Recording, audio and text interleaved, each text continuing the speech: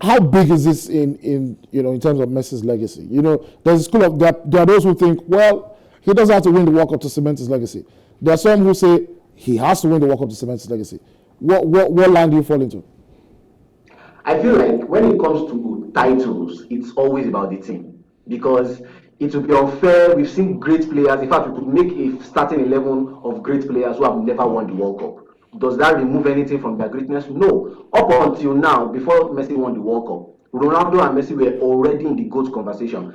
Pele had already won three. How was Ronaldo entered this legacy than Pele? How has Ronaldo entered this conversation?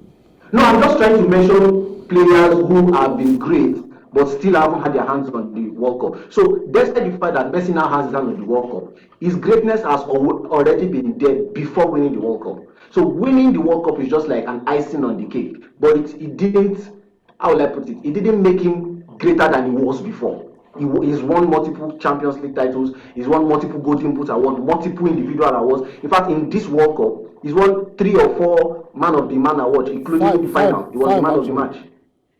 5 of their 7 games, Messi was Man of the match. Exactly. So individually, he has always been good. He has always been. Do you not think that he's the greatest player ever in history? Like I said, Pele had 3 World Cups. Ronaldo was wonderful. But you just understated the importance of the World Cup in determining their legacy. So Pele has 3, he has 1, but if the World Cup is not as important in this regard as you have said, right? I'm using your logic. Then you look at all of the other things Messi has done in the game, with Champions League titles, yes, league titles, and just simple eye tests, right? Do you think he's the greatest player in history? We don't have a lot of time. He's in the conversation. Yes, he's in the conversation. Yeah, but he's always been in the conversation. Now he's won the World Cup. Yes, that's why I mentioned that title was the icing on the cake. It gave him the edge over everybody else. But to be honest, you just answered the question. Great, but their team didn't win the World Cup. You just answered the question by saying it gives him the edge over everybody. Anyway, yes, it gives him the edge. I think our viewers clearly can see that I think he's the greatest player in history. And now having won the World Cup, even though I didn't think he needed the World Cup to cement that.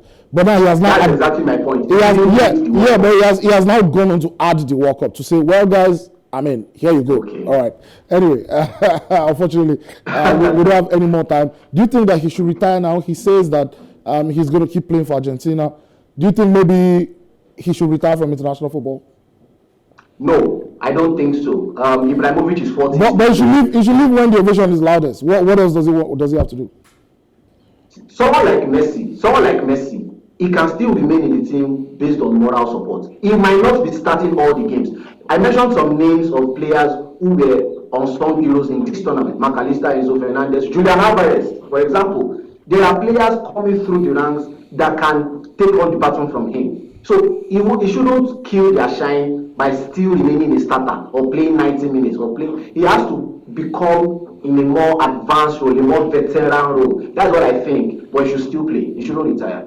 We need more of Messi in the football scene. All right. Thank you very much, Gbenga. The Argentina manager after the game yesterday saying, look, if Messi wants to be in 2026, there's going to be a spot on the plane for him. The number 10 jersey will be there for him. But it's left to be seen if that's going to happen.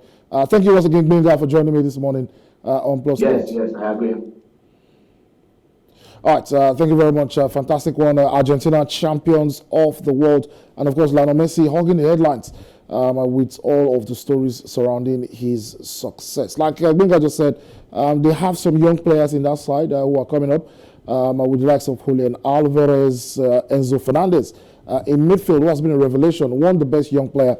Quickly to just read the awards after the World Cup, best young player was Enzo Fernandez, the best goalkeeper Emiliano Martinez, Kylian Mbappe with the top scorer award after scoring 8 goals with his hat-trick yesterday, and Lionel Messi winning the Golden Ball of the World Cup for the second time, having been best player also in Brazil 2014. That's about it this morning. We're back again by 6:30 p.m. to continue these conversations because there's a lot to pull out of what we've seen in Qatar in this World Cup, how big it has been, the upsets we've seen, the excitement, and of course, all of the action over the last 4 weeks. I'll be with you by 6:30 p.m. Right here on Plus Sports on Plus TV. Until then, guys, do have a fantastic day. My name, of course, is Wale Agbede. Good morning.